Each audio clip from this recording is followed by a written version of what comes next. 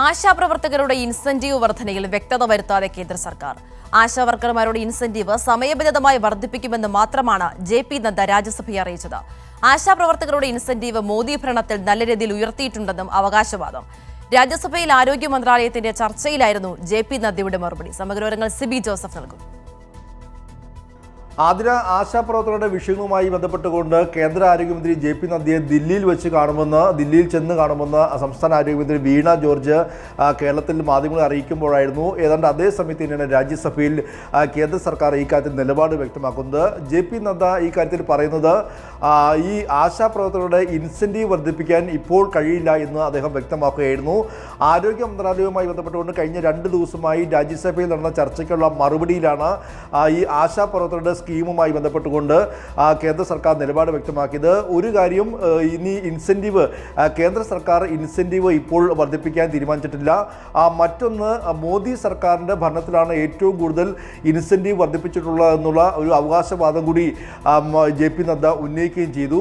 എന്തായാലും ഈ ആശാവർക്കർമാർക്ക് തീർത്തും നിരാശ നൽകുന്ന ഒരു മറുപടി തന്നെയാണ് കേന്ദ്ര ആരോഗ്യമന്ത്രിയുടെ ഭാഗത്തു നിന്നും രാജ്യസഭയിൽ ഇന്നുണ്ടായത്. आशा वर्कर्स के फाइनेंशियल सिचुएशंस को ध्यान में रखते हुए हर एक इंसेंटिव्स में उनको इंसेंटिवाइज किया है, जिससे उनको लाभ मिलने वाला है और उनके तमाम दिक्कतों को देखने का पूरा प्रयास किया जा रहा है. ആരോഗ്യ മന്ത്രാലയ ചർച്ചയിൽ പങ്കെടുത്ത വി ശിവദാസൻ എം പി കേന്ദ്ര സർക്കാർ ആരോഗ്യ മേഖലയോട് കാണിക്കുന്ന വലിയ അവഗണന തുറന്നു കാട്ടിക്കൊണ്ടായിരുന്നു സംസാരിച്ചത്. പ്രധാനമായും കേരളത്തിലെ പ്രാഥമിക ആരോഗ്യ കേന്ദ്രത്തിന് ലഭിക്കേണ്ട കേന്ദ്ര വിഹിതം പോലും നൽകുന്നില്ല.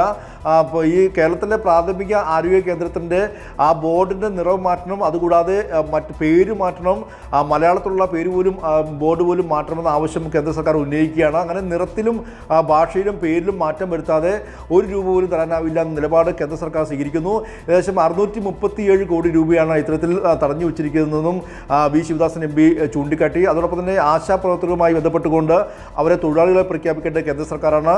കേന്ദ്ര സർക്കാർ വെറും ₹1700 മാത്രമാണ് ഇൻസെന്റീവ് നൽകുന്നതെന്നും വി ശിവദാസൻ എം പി രാജ്യസഭയിൽ ചൂണ്ടിക്കാട്ടി.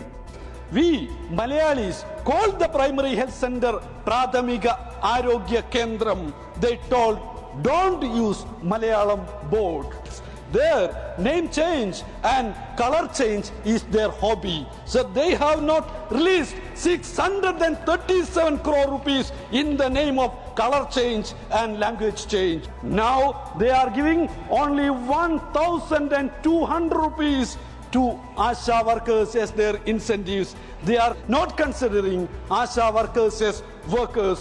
ആശാപ്രവർത്തകരുടെ സമരവുമായി ബന്ധപ്പെട്ടുകൊണ്ട് തിരുവനന്തപുരത്ത് സമരപന്തലിലെത്തിയ കേന്ദ്ര മന്ത്രി സുരേഷ് ഗോപി അടക്കം അറിയിച്ചത് ഈ ഇൻസെന്റീവിൻ്റെ കാര്യത്തിൽ ഉടൻ കേന്ദ്ര സർക്കാർ തീരുമാനമെടുക്കുമെന്നുള്ളതായിരുന്നു. എന്തായാലും BJP പ്രവർത്തകരും സുരേഷ് ഗോപി അടക്കമെല്ലാം നിലയും കാണിക്കുന്നത് കാപട്യമായ സ്നേഹമാണെന്നും രാഷ്ട്രീയമാണെന്നും വ്യക്തമാക്കുന്ന മറുപടിയാണ് ഇന്നിപ്പോൾ ജെ.പി. നദ്ദയുടെ ഭാഗത്തുനിന്നും രാജ്യസഭയിലുണ്ടായത്.